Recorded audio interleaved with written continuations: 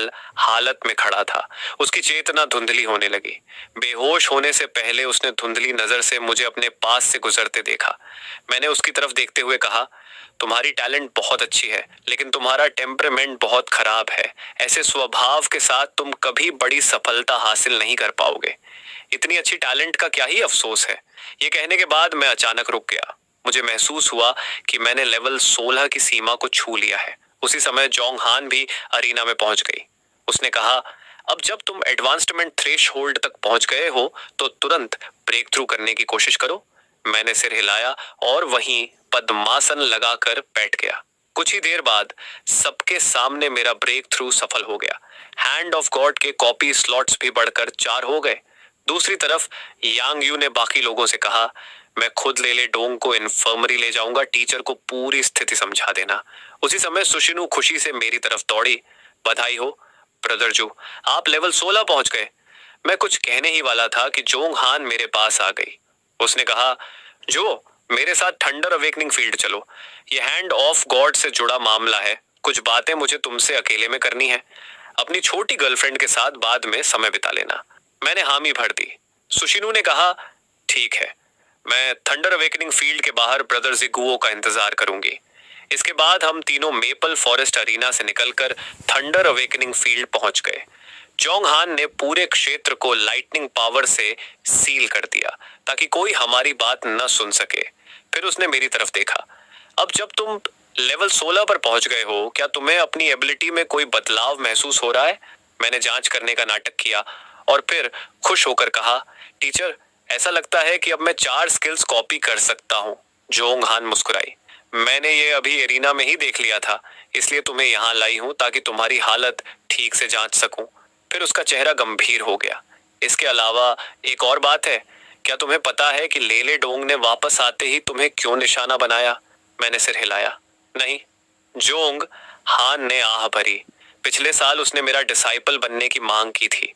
मैंने उसे मना कर दिया था और तुम मेरे पहले डिसाइपल हो। इससे उसके प्राइड को चोट पहुंची, इसलिए उसने तुम्हें निशाना बनाया। मैं समझते हुए बोला, तो बात ऐसी है टीचर। फिर मैंने पूछा, टीचर, एक और सवाल है। लेले डोंग जो सोफमोर रैंकिंग में 10वें स्थान पर है, उसके पास भी एसएस ग्रेड टैलेंट है। क्या टॉप 10 के सभी स्टूडेंट्स एसएस ग्रेड टैलेंट वाले हैं? चोंगहान ने सिर हिलाया। नहीं, लेले डोंग के बैच में सिर्फ 3 एसएस ग्रेड अवेकनर्स हैं, यांग यू, लेले डोंग और मो जिंग होंग। लेले डोंग 10वें स्थान पर इसलिए है क्योंकि उसका स्वभाव बहुत खराब है और वह अपनी टैलेंट बर्बाद कर रहा है। यह सुनकर मैं सोच में पड़ गया। सूजन यू की इनर वॉइस कई बार कह चुकी थी कि मैं भविष्य में कम उम्र में मर जाऊंगा। हैंड ऑफ गॉड जैसी हेवन डिफाइंग टैलेंट होने के बावजूद मैं बड़ा होने से पहले मर गया था। आखिर भविष्य में ऐसा क्या हुआ था? जब मुझे यकीन हो गया कि जोंग हान को और कुछ नहीं कहना है, तो मैं सुशिनु के साथ वापस लौट आया।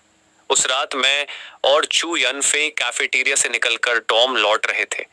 तभी एक परिचित इनर वॉइस मेरे कानों में गूंजी, मैं कब से तुम्हारा इंतजार कर रही हूं, तुम कमीने, जिसने मेरी पवित्रता छीन ली थी।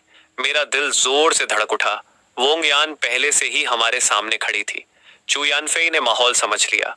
अरे, मुझे अभी याद आया कि मुझे एक जरूरी काम है। मैं तुम दोनों को परेशान नहीं करूंगा। इतना कहकर वह बिजली की तरह भाग गया। वोंग यान मुस्कुराते हुए बोली, जूनियर, मैंने तुम्हें फ्रेंड रिक्वेस्ट भेजी थी, तुमने एक्सेप्ट क्यों नहीं किया? मैंने मजबूर मुस्कान के साथ जवाब दिया, सीनियर, मैं भूल गया था। वोंग यान मुस्कुराई, कोई बात नहीं, आज तुम्हारा पेट तो नहीं दुख रहा है ना? चलो आज अच्छी तरह बात करते हैं। मैं मजबूरी में मुस्कुराया। सीनियर, हम कहाँ जा रहे हैं? वोंग यान के चेहरे पर मुस्कान थी, लेकिन उसके मन में भयंकर किलिंग इंटेंट उमड़ रही थी। आज रात फ्लेम अवेकनिंग फील्ड चलते हैं। वहां सिर्फ हम दोनों होंगे। पूरी रात दिल खोलकर बातें करेंगे। उसके मन की असली आवाज कुछ और थी। जैसे ही हम फ्लेम अवेकनिंग फील्ड पहुंचेंगे, तुम मर जाओगे। मेरी पीठ पर ठंडा पसीना बहने लगा। वोंगयन 4थे वर्ष की स्टूडेंट थी। अभी मैं उससे जीतने का भरोसा नहीं रखता था। ऊपर से आज के स्पार के बाद हैंड ऑफ गॉड भी कूल डाउन में थी। ये सोचकर मैंने अचानक अपना हाथ बढ़ाया और वोंगयन की बांह पकड़ ली। वैसे भी मरना है तो पूरी कोशिश कर लेता हूँ। वोंगयान का शरीर हल्का सा कांप गया। तुम क्या कर रहे हो? मैंने शरारती मुस्कान के साथ कहा। सीनियर, आपने कहा था कि दिल की बातें करेंगे, मैं बस पहले से प्रैक्टिस कर रहा हूँ। इतना कहकर मैंने उसकी बंद और कसकर पकड़ ली। कुछ दिन पहले तो आप बहुत शर्मीली लग रही थी। मुझे नहीं पता था कि आप इतनी फॉरवर्ड हैं। वोंग यान बाहर से मुस्कुरा रही थी, लेकिन अंदर उसका गुस्सा फटने वाला था। जानवर, मैं तुम्हें असली नरक दिखाऊंगी। रास्ते भर मैं बचने का तरीका सोचता रहा। जल्द ही हम फ्लेम अवेकनिंग फील्ड पहुंच गए। उसी समय मो जिंगहोंग वहां से गुजर रही थी। उसने हमें साथ देखा तो चौंक गई। इतनी रात को जिग्युओं और सीनियर वोंग यान यहाँ क्या कर रहे हैं? जिज्ञासा के कारण वह चुपचाप हमारे पीछे अंदर आ गई। अंदर पहुंचते ही वोंग यान मुस्कुराकर बोली, लिटिल जूनियर, इतनी जल्दी भी क्या है? मैं सिर्फ सारी रात बातें ही नहीं करना चाहती, पहले तुम्हें गाइड भी करना चाहती हूँ। मैंने तुरंत विरोध किया। सीनियर, ये ठीक नहीं लगता। आप चौथे वर्ष की स्टूडेंट हैं और मैं पहले वर्ष का हूँ। आप हाथ हल्का भी रखेंगी तो मुझे गंभीर चोट लग सकती है। वोंग यान के चारों तरफ आग की लपटें उठने लगी। चिंता मत करो लिटिल जूनियर, मैं तुम्हारी अच्छी देखभाल करूंगी। उसकी पहली चाल ही फुल पावर फिनिक्स फ्लेम थी। एक भयानक दबाव मेरी तरफ उमड़ा। मैंने तुरंत हैंड ऑफ गॉड सक्रिय कर दी और वही स्किल उससे भी ज्यादा ताकत के साथ कॉपी कर ली। वोंगियन मन ही मन हंसी।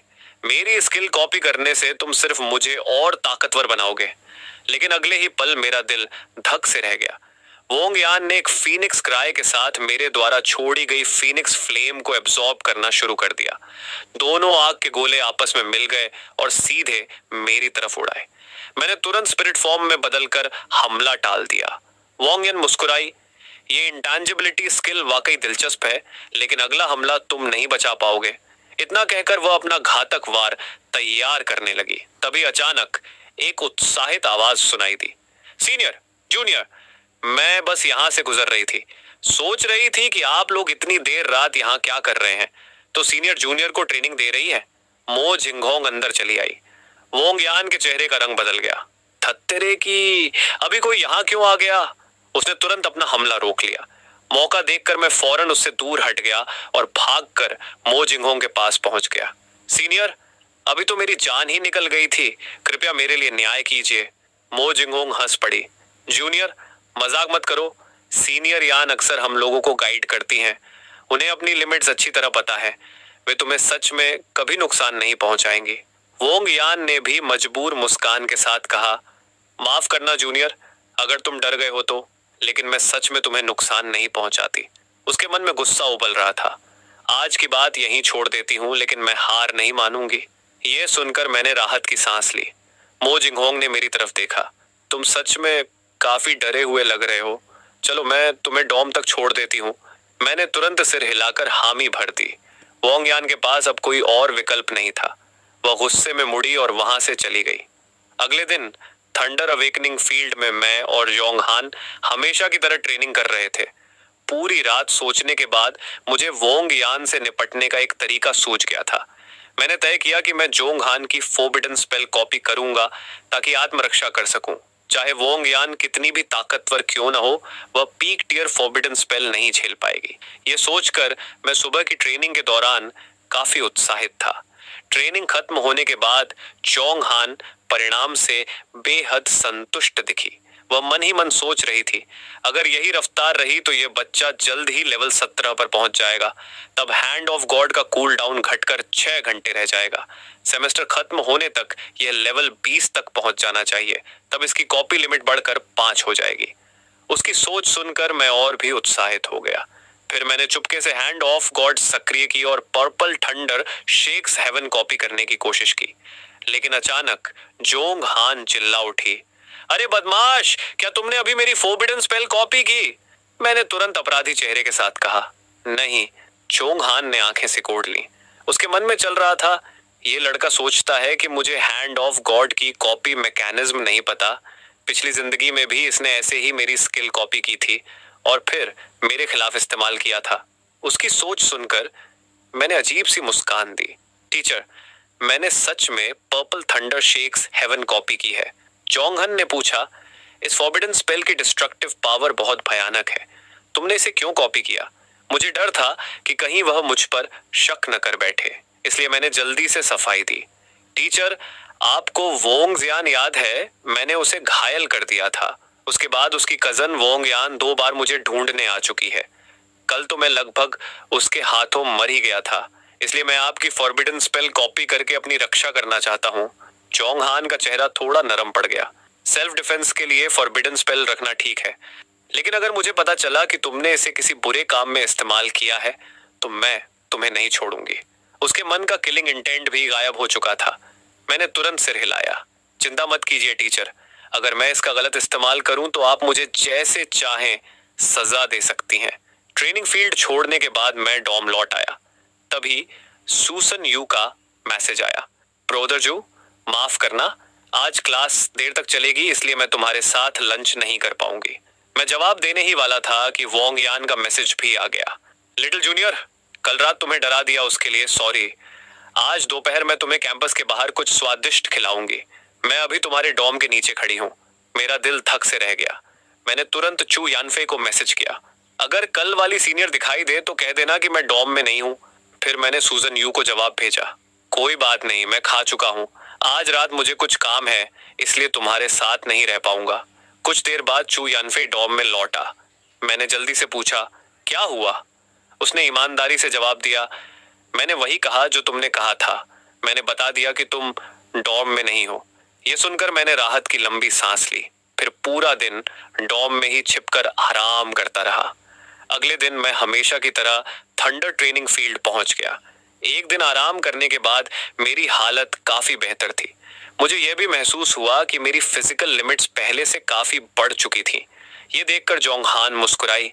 कल की ट्रेनिंग का असर हुआ है। हाई इंटेंसिटी ट्रेनिंग की वजह से इसकी फिजिकल लिमिट काफी बढ़ गई है। मैं अंदर से भावुक हो गया। फिर मैंने पूछा, टीचर, आज की स्पेशल ट्रेनिंग कब शुरू होगी? जोंग हान ने जवाब दिया, आज प्रैक्टिकल कॉम्बैट ट्रेनिंग होगी। मैंने तुरंत पूछा, क्या मैं फिर से थंडर फ्यूरी बेयर से लड़ूंगा? जोंग हान ने सिर हिलाया, नहीं, इस बार तुम्हारा मुकाबला एक इंसान से होगा। मैं अनायास एक कदम पीछे हट गया। टीचर, कहीं मेरा मुकाबला आपसे तो नहीं होने वाला? जोंग हान हंस पड़ी, नहीं, थोड़ी देर में खुद पता चल जाएगा। कुछ मिनट बाद 1 दर्जन से ज्यादा फर्स्ट ईयर स्टूडेंट्स अंदर आए। उनमें सुजान यू भी थी। जोंग हान ने मेरी तरफ इशारा किया, आज तुम्हारी प्रतिद्वंदी सुशिनु होगी। उसे हल्के में मत लेना, लेकिन याद रखना ये सिर्फ स्पार है। फिर उसने सूजन यू से भी कुछ बातें की। थोड़ी देर बाद सूजन यू मेरे सामने आ गई। उसके चेहरे पर आत्मविश्वास था। ब्रदर जुओ, इस बार सावधान रहना। अगले ही पल उसने एक्सट्रीम फ्रॉस्ट डोमेन खोल दिया। पूरे थंडर अवेकनिंग फील्ड का तापमान तेजी से गिर गया। ये डोमेन उसकी पिछली जिंदगी की डिवाइन पाथ से मिली समझ थी। ये कोई स्किल नहीं थी, इसलिए मैं इसे कॉपी नहीं कर सकता था। फिर भी मुझे पूरा भरोसा था कि मैं जीत सकता हूँ। तभी सूजन यू के सिर के ऊपर एक विशाल बर्फीला द्वार फट गया।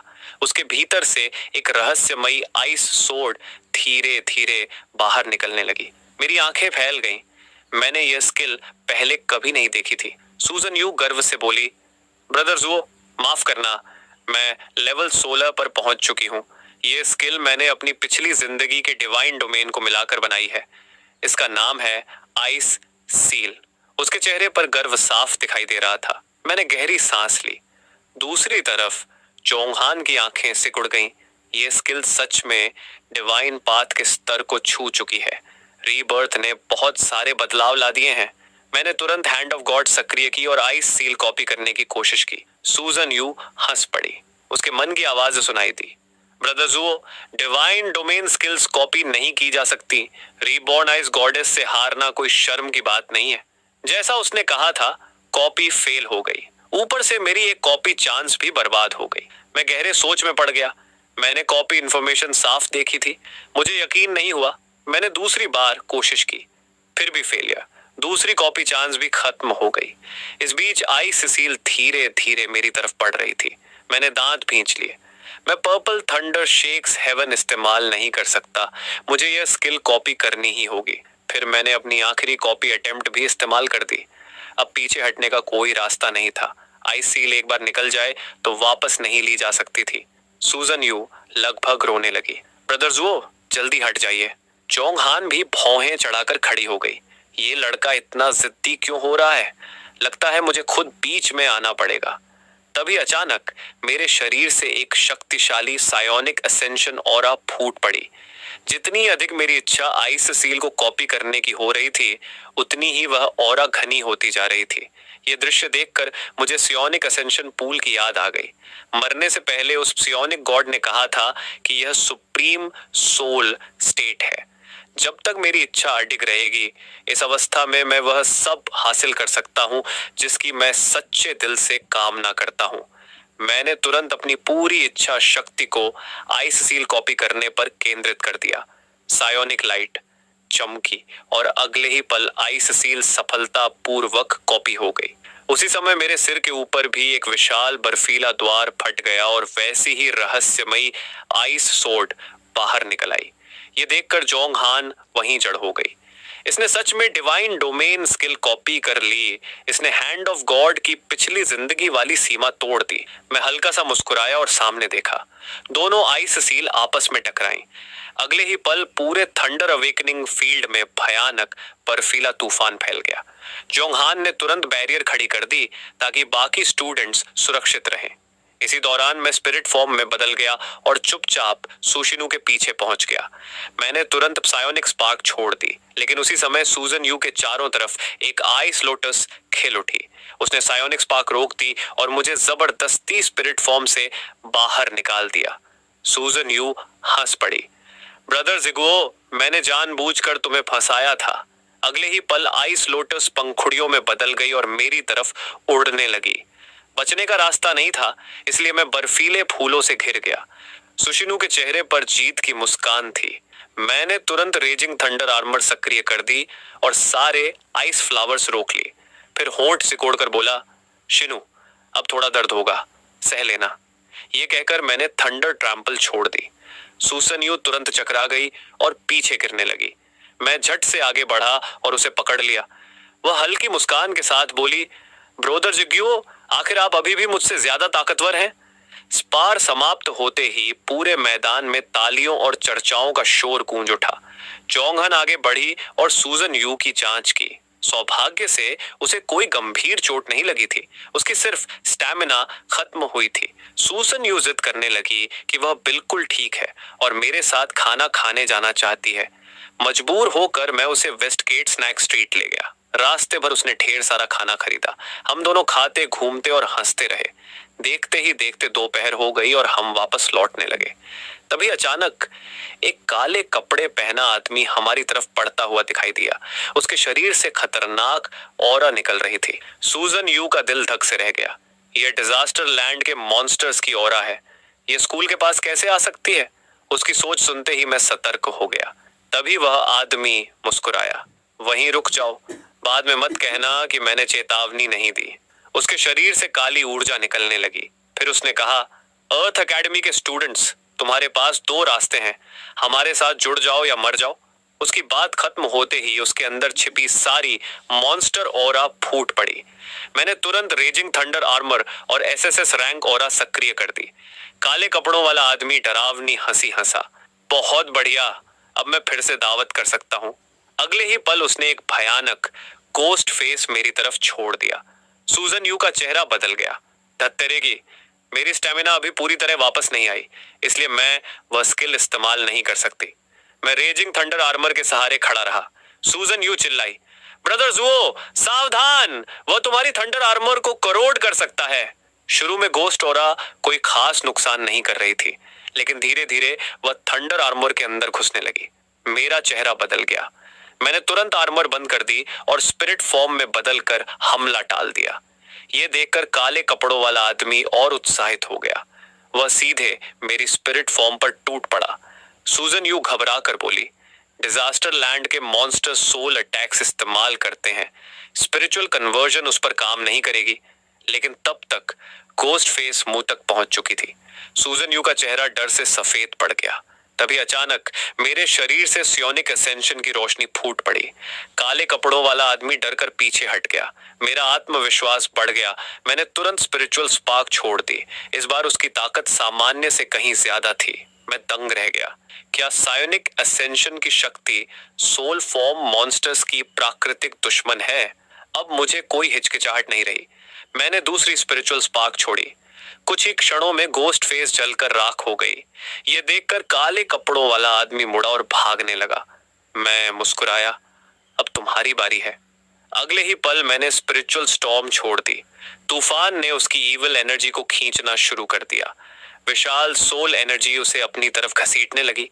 काले कपड़ों वाला आदमी धीरे धीरे स्टॉर्म में खींचता चला गया। वह निराशा में चीखा, नहीं, यह शरीर मुझे बड़ी मुश्किल से मिला था। अगले ही पल उसका पूरा शरीर राख बन गया। मैंने दृश्य को देखते हुए कहा, सायोनिक असेंशन सच में मॉन्स्टर्स की सबसे बड़ी दुश्मन है। सूजन यू तुरंत मेरे पास दौड़ी।